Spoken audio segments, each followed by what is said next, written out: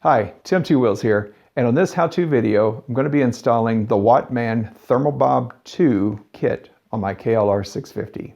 So stick around, we'll get started right after this.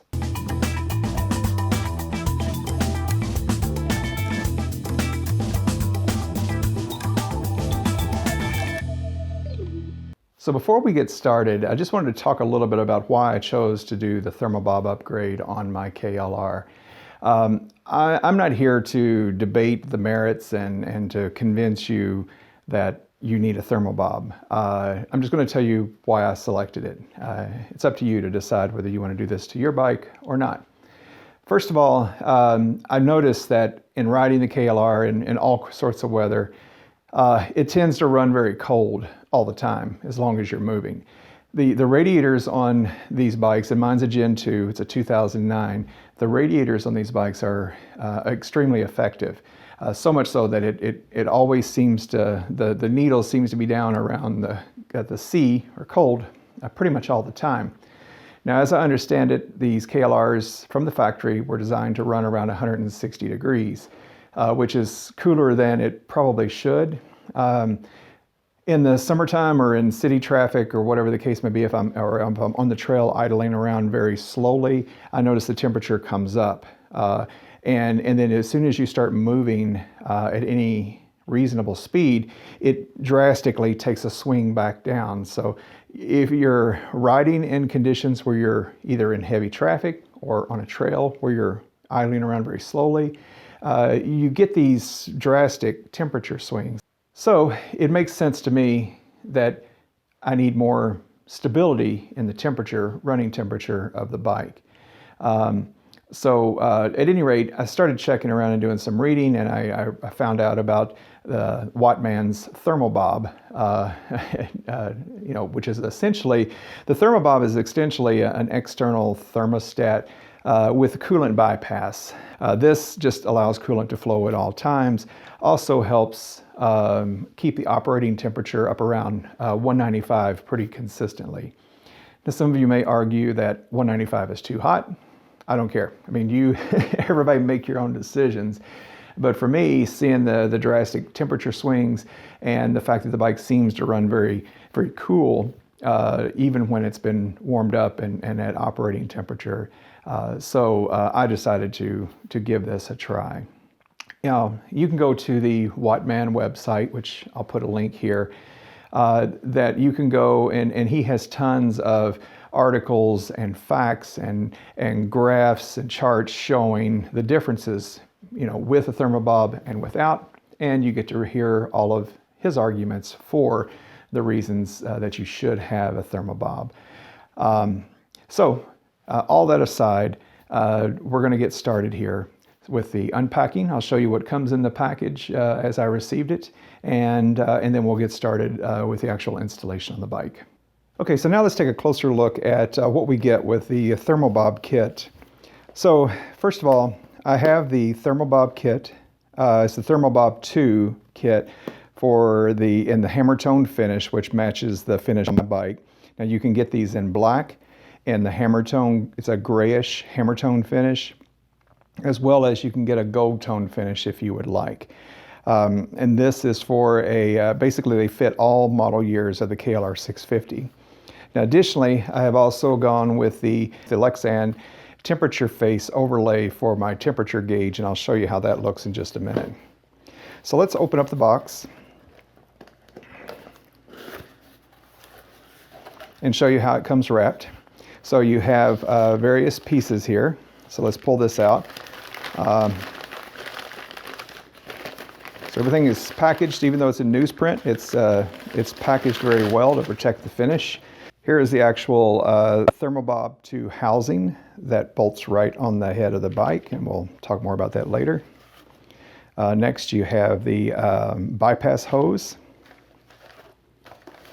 And here we have a little note here that shows you that the installation instructions can be found on their website. And I have already gone on and printed off a copy of the installation instructions. Here's one thermostat You actually get two thermostats. They send you one to install with, and then you get a spare as part of this. So I'll just leave those in the bubble wrap packing for right now to protect them. You get rubber band, more newspaper, but here you're getting an Allen wrench or hex wrench, along with, this should be the 3 bolts that go, the extended bolts that go through the housing. You put your existing thermostat housing on top of this and then into the head. So these extend that to go through here. So we have those, the mounting bolts. Next,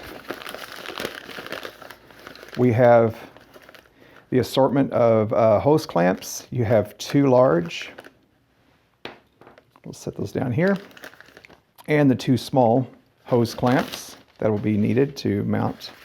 And then the last thing in the box, wrapped up in funny paper,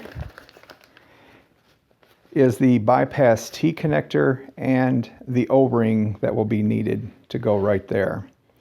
So that is the entire kit that we have as far as the Thermo-Bob 2 kit, and it all comes in one little box there. So again, we got the housing, Thermo-Bob 2 housing, very nice quality, anodized aluminum. It's nicely milled here, very good quality. You'll see there's a little cutout port here for the drain tube around the spark plug so that it can still drain. Again, the bypass T, the mounting bolts, and appropriate size Allen wrench. I have my own wrenches, but it's nice that they send you one as well. Hose clamps and 2 thermostats. Now, I decided to go for the optional gauge indicator, and it comes nicely packaged in a box. And then there's an envelope inside that's taped, and I've already opened this just to make sure everything was in here.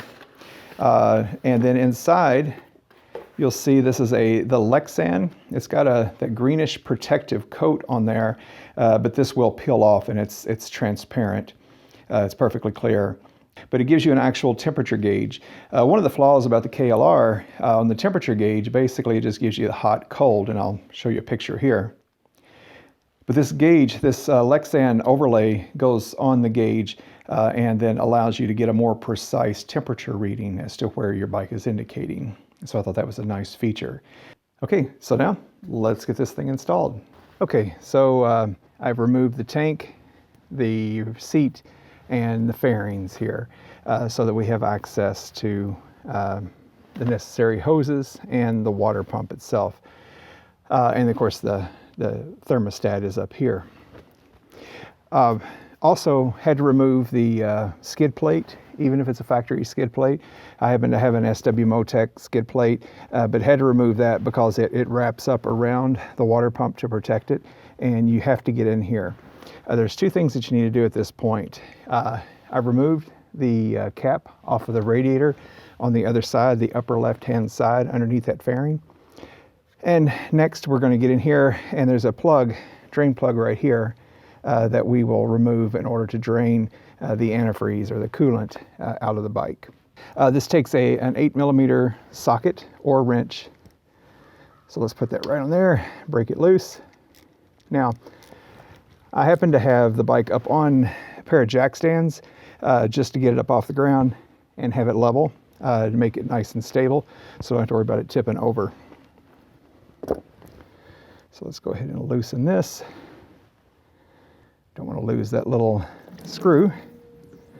And there we go.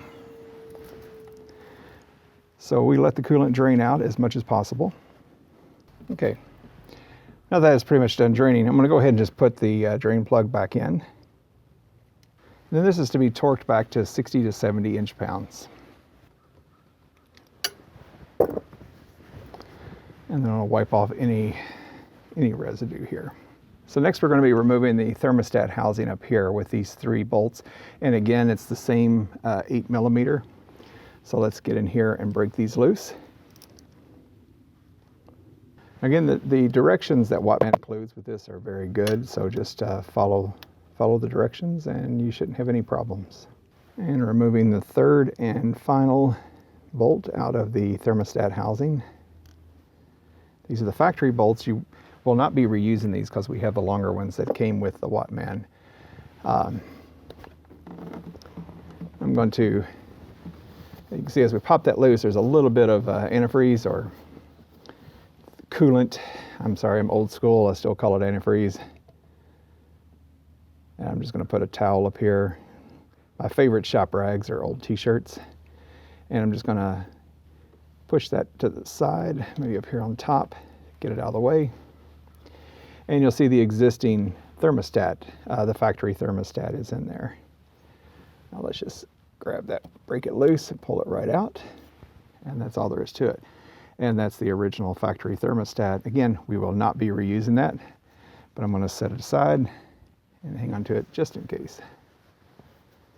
And you'll see we have the opening into the head where the coolant flows. And this little hole down below here where my finger's at is the drain hole that allows water to drain. So we have our housing that is going to go up here. Now we do need to install an O-ring. The fat O-ring that came with it will set right in here, okay? And that came with the kit. And then this housing is going to go right over that. Then the thermostat will go in here. So opening up one of the thermostats, you can see it's engraved on here, 90 degrees C. We put the O-ring that came with the Thermo-Bob kit, goes right here on the cylinder head. There is a bleed hole in the thermostat. This is an important piece to get right. But I don't know if you can see it on camera, but there is a small bleed hole in the thermostat itself. Not one on this side, but there is one here. That needs to go to the top, okay? Basically, if you look at these two holes, they line up. It's gonna go in place just like that. So we want this bleed hole to be at the top. All right, so the thermostat just sits right in there. And then next, the thermostat housing is going to go right over top. And we're going to have the longer mounting bolts line up and go through. So the supplied Allen wrench will be used to tighten these. Now you just want to tighten these all finger tight to get them. You don't want to torque down one before you get the others. And that's pretty much the same with really any part that you're putting on anything really. Okay, so per the directions, tighten these finger tight, which is what I'm doing here now, all the way around. Now, as with any star pattern or cover or anything, you want to be careful as to how you tighten these. Now, the directions is to tighten them, finger tight, and then go around in a random pattern to torque it. The directions specify that you torque it 60 to 70 inch-pounds. I have my torque wrench set to 65 inch-pounds, right in the middle. So we're going to give that a try. So let's just go around and tighten these up. Okay, they're all pretty snug now. So I'm going to go ahead and actually torque it. There we go. That one popped. Let's go down here to this bottom one. Pop there. And let's go to this one. There. Popped. Now let's just go back and check them all.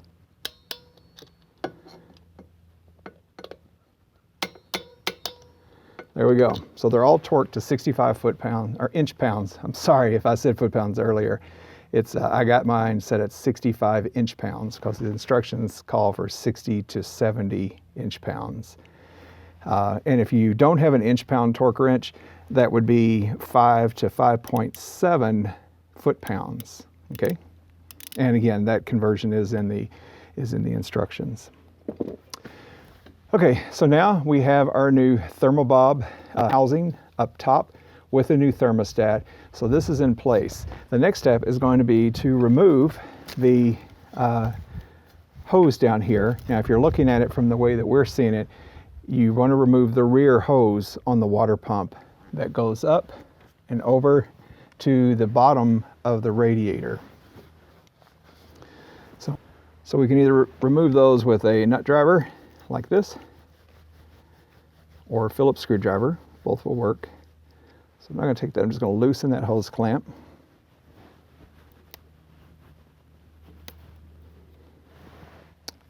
So loosen that hose clamp. I'm going to do the same thing to the other end of the hose that's going into the bottom of the radiator.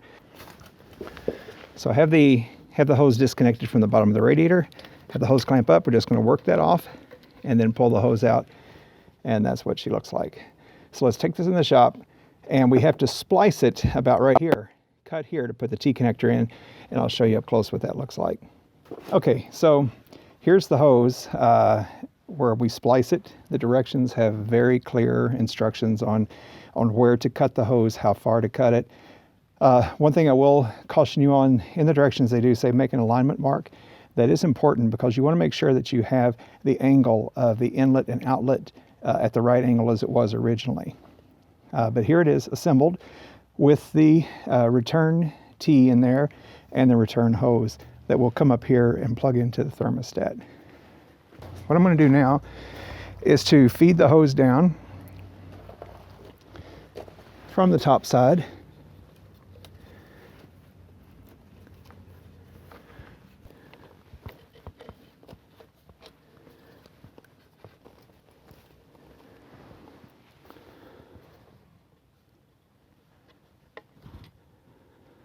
On this end, making sure the hose is fully seated onto the water pump.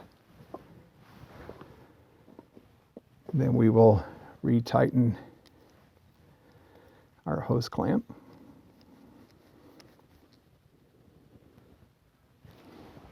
So that's good and tight. We're going to take this return hose, make sure we have, again, our hose clamp on.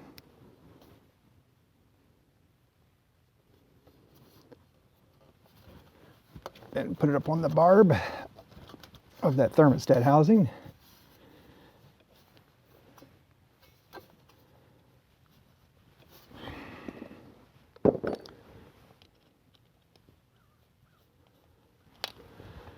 There. So the hose to the water pump is back and it's tight. The return hose coming up to the new Thermo-Bob housing is on and it's tight. Now I'm going to go around to the other side and make sure that it's up on the radiator. There. Now I found that the alignment wasn't quite right, so I loosened the hose clamp on the new T and allowed it to swivel to put it back up on the radiator, and it fits much better. Everything's nice and tight, nothing's rubbing where it shouldn't be. So all the hoses are back on. We now have our new T in place.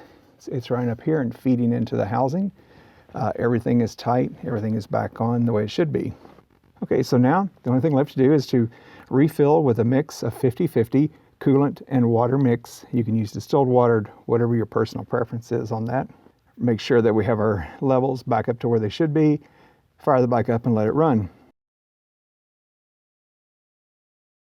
To install the temperature gauge overlay for the Thermo-Bob, I've taken the windshield out. Just take the 4 screws out to pull your windscreen out to get to the back side of the dashboard or the instrument panel.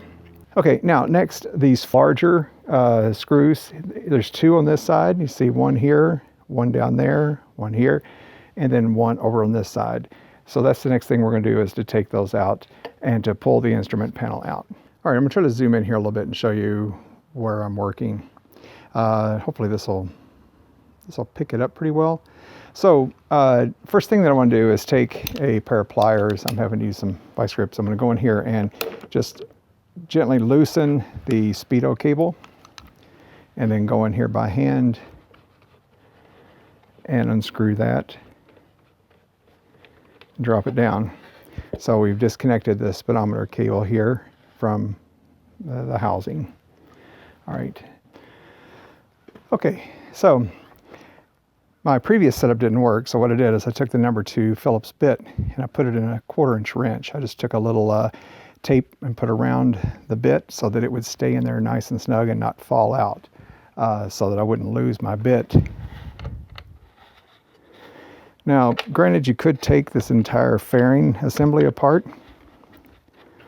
That's kind of a pain in the rump to do. So I would prefer to do it like this. All right, so now I have the 3 screws out, and we just wiggle, pull forward, wiggle, and you'll see the post, the white post, come out of the rubber grommets where the screws were at here before. So now we have this out. It's up to you whether you want to disconnect this harness and pull it out of the bike. I'm going to do that for clarity for video. There is a electrical harness right down here that disconnects everything. If you want to upgrade your LED lights, this would be a great time to do it, or upgrade your instrument panel lights to LED. This is a perfect time to do it because you have it out.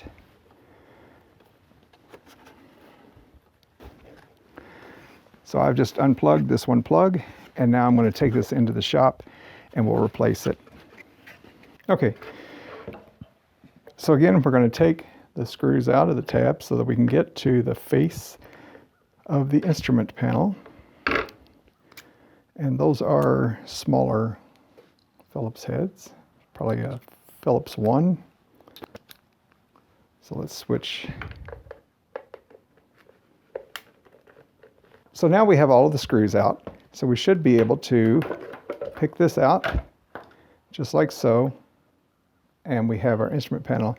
Now be careful because there is a small O-ring right here to make a weather-tight seal. So make sure you don't tear that up, or when you put the instrument panel back, you want to make sure that O-ring is in the groove and not pinched in any way. Otherwise, you could possibly get a seal and start getting fogging up under your glass.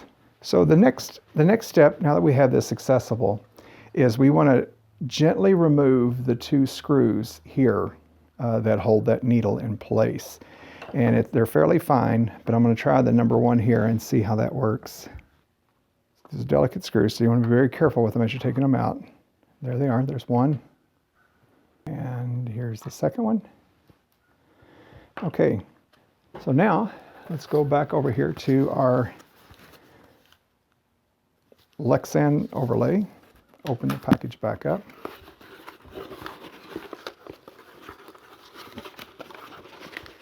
And remove the actual Lexan. Is we have our overlay, and on the back we have this protective cover.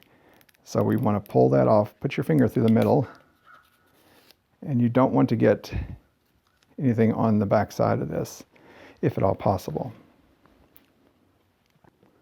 Slide the needle through the hole and rotate it to where it lines up. And you want the 270-degree temperature reading to be kind of at the top of the red zone. So use that to help line it up. And then also line up the holes for the screws. And it's not adhesive. So let's go ahead and get our screws put back in. So you'll use the screws to tighten it down in place. So as we get it closer, we'll get that lined up. And again, these screws, you don't want to torque them down too tight. All right, so now we have the cover on there.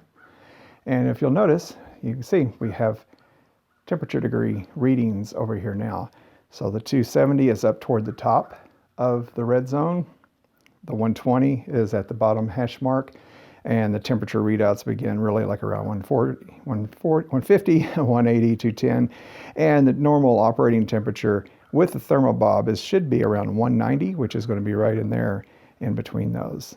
So that's it. Now we're just going to reassemble everything, put the faceplate back on, and put it back in the bike.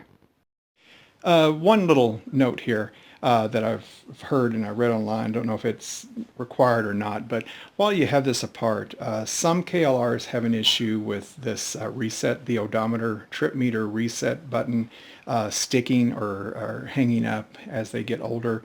Mine is still in pretty good shape. As you can see, I've only got 17,000 miles on it, but I did put just a drop of lubricant. You want not a whole lot, just put a little bit in there and work it to where it gets down in there. You know, that'll help prevent any problems long term. So just thought I'd throw that out there. Okay, so now the installation is really just the reverse of what we had before. We have our instrument panel now back together. Put it back in here. Reconnect the wiring harness. Very easy. Don't forget to reattach the speedometer cable. I'm going to do that first so that I don't forget it. And start to reattach our screws. I didn't show them to you earlier, but that's what the little screws look like when they come out. There's a large washer.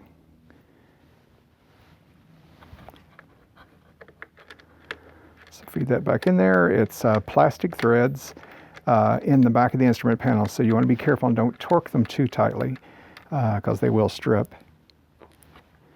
It's easy enough to get them started by hand and screw them in most of the way, which is a good thing because with my little po' boy wrench here, it's not very easy to get that in there. So get those in there, and I got one more on this side. Okay, so that's all back together. Now all we have to do is put our windshield back in and we'll be good to go. I hope this video gives you a good idea of what it's like to install the Thermo-Bob 2 on a KLR650. Overall, I don't think it was that difficult. It did take me in real time about an hour and a half, and that was with the overlay on the dash and everything. The Thermo-Bob install itself would probably take around 45 minutes to an hour, I would guess, if I was just focusing on doing that. The difficulty is moderate, I would say. Overall, it wasn't too bad. No real special tools are required to do the job. I have several other projects that I'm working on the bike right now, upgrades that I'm doing, so I haven't had a chance to ride it yet with the Thermo-Bob in place. I did start it up and let it run and made sure that the thermostat was cycling, that the fan was kicking on. That's part of the normal installation in the instructions provided by Wattman. Go to the Wattman website and just check out all of the documentation that he has there. You know, I think he made a sound case for purchasing a Thermo-Bob 2, and obviously because I bought one and have it installed on the bike, and I'm really looking forward to riding with it. So this video is long enough. I'm not going to do the review on here. I want to have time to ride the bike and really see how it's going to perform. Or it is a rather lengthy video, but I wanted to give you a realistic understanding of the installation process. So after I get a chance to ride the bike, I will post a thorough review of it and give you my thoughts on how it performs, if I thought it was worth it or not. As always, this is Tim Two Wheels, and thanks for watching.